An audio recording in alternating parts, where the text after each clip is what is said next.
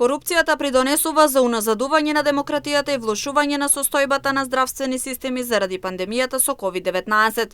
Но нашата држава се уште се наоѓа на високото 111 место, од вкупно рангирани 180 држави според индексот за перцепција за корупција за 2020 година.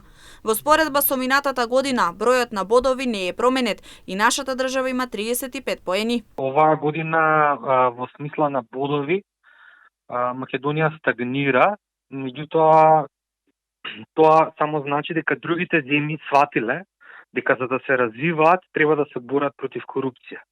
Заради тоа што ако сакаат нивните граѓани да не живеат во сиромаштија или да не живеат со ограбени природни ресурси или да не живеат со огромни класни разлики, треба да се борат против корупција.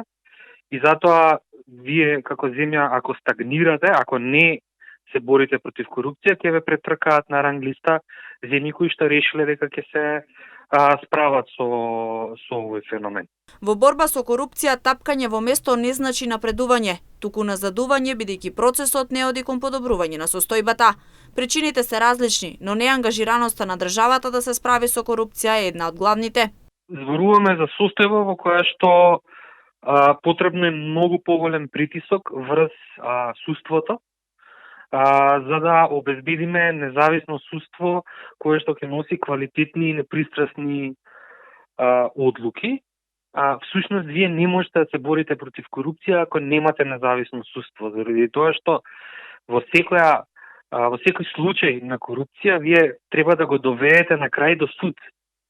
И ако во судот не се казнуваат оние што ја користат корупцијата за да се збогатат, тогаш вие имате неуспех во борбата против корупција. И токму, да би рекол, недостатокот на поголем прогрес во борбата за независно судство е најзначајниот фактор.